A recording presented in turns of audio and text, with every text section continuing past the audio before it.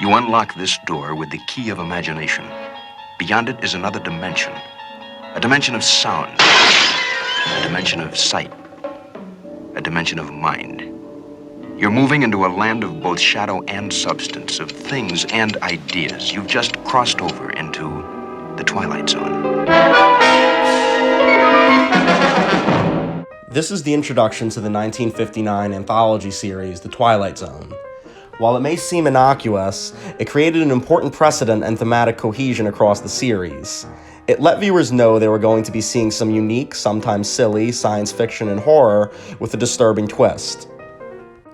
One show that is constantly compared to The Twilight Zone is Black Mirror, which is also a science fiction horror anthology series. Black Mirror focuses on the effects of technology, and it acts as a dark reflection of contemporary society, hence the Black Mirror title.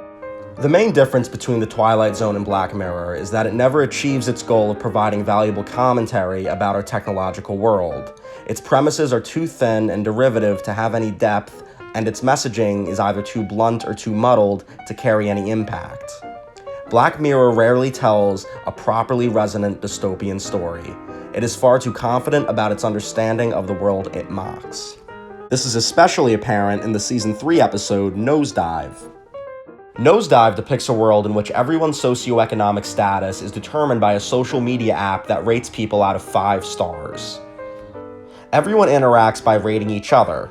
The story follows Lacey Pound, played very well by Bryce Dallas Howard, as she attempts to get her score up by giving a speech at an elite wedding. It is an obvious commentary on our own obsession with social media and empty platitudes. The implicit meaning is that people can no longer have genuine interaction because of all our media.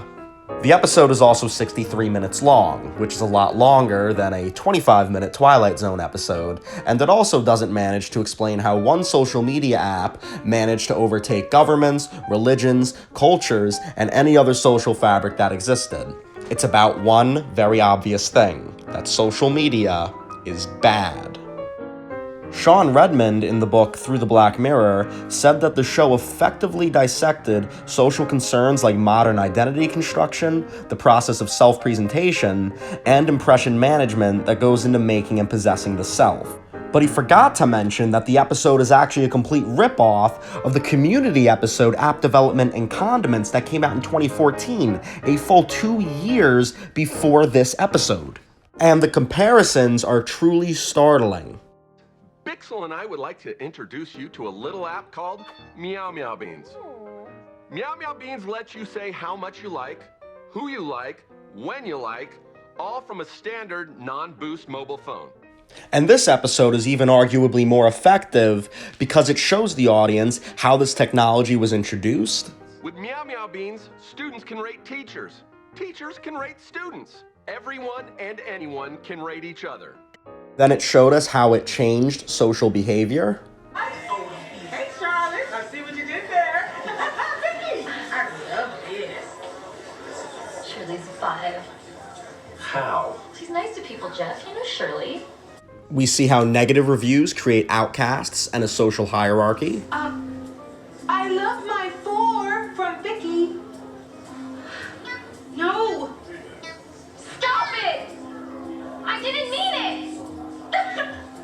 This makes things all the more entertaining when the community college finally descends into a dystopian nightmare within a couple of hours. You see, when we see the characters start in a normal position and then gradually descend into that chaos, it makes the audience understand how this technology made a difference. It fundamentally changes the messaging and makes it all the more stronger and relevant. This is very fundamental story construction, but Black Mirror seems to throw us in the middle of an unfamiliar situation instead of building things up. So compared to Community, we seem to only be getting half a story. In Nosedive, we do get to see Lacey trying to get her score up in the beginning. Oh, saw your boy in the fire hat just now. So cute. Yeah, he's really something. Then we see how negative reviews start to affect her. 2 stars? 2 stars? Wasn't a meaningful encounter. All before she becomes disillusioned and suffers the consequences. No. Step away, ma'am. God, just fucking help me.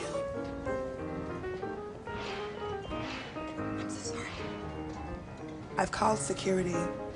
So here we see the same premise executed in two very different ways. Black Mirror is beating the audience over the head with its messaging, while Community shows the implementation, consequences, and fallout of the same technology. And most impressively, it does it in a third of the time. This shows how ineffective Black Mirror is at telling a dystopian story with a poignant moral message. Now let's see what series creator and writer of this episode, Charlie Brooker, has to say about it. Everyone is a little bit heightened and false because everyone's terrified of being marked down because the consequences of that are unpleasant. So it's basically the world we live in. So in the brilliant mind of Charlie Brooker, he believes that the most popular people never show negative emotions because if they do, the consequences will be dire. Let's see some popular celebrities being afraid to show their negative emotions and confirm this reality. Hey, good morning, Kanye. Shut the fuck up. Fleshed it out. It's not my job to flesh it out. No, it's my job to try and ask you to. And I'm shutting your butt down. And that's This bitch that had a lot to say about me the other day in the press. Miley, what's good?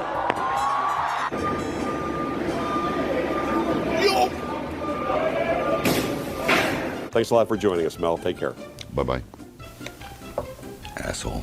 This and you're mean and you're that. You are not the one to interview a person who does humor. Sorry. Are we serious? All right, get the out of here. Oh! Okay, well, are you all out? You. It's basically the world we live in. Oh, and there actually was an app that came out that rated People out of 5. It was called People. It came out in 2016, and it did not take over the world. In fact, it tanked. Users found it uncomfortable, creepy, abusive. It was assaulted with negative reviews and taken off the App Store almost immediately. It's basically the world we live in. If Nosedive's messaging was too blatant, then the season 4 finale, Black Museum, has the opposite problem. It is an anthology episode about a woman named Nish who visits a rundown museum run by Rollo Haynes. Most of the runtime is spent on Rollo showing Nish some devices and the scary stories behind them. The climax comes with Rollo showing Nish the enslaved digital copy of a wrongfully convicted black man who was executed on death row. The twist is that Nish was this man's daughter and she came to kill Rollo and end her father's misery. It's a bold twist, but this comes abruptly and doesn't have enough time to get the build-up it deserves. It took 58 minutes, almost an hour, for the episode to decide without warning that it is actually about racism. You see, most films have a moment, preferably in the beginning, where it tells you what it is going to be about, like this scene in National Treasure. I'm gonna steal the Declaration of Independence. Now we know he's going to steal the Declaration of Independence. Or maybe this scene in the film The Graduate. Mrs. Robinson, you're trying to seduce me. Aren't you? Moments like this ensures that the audience and the story are on the same page.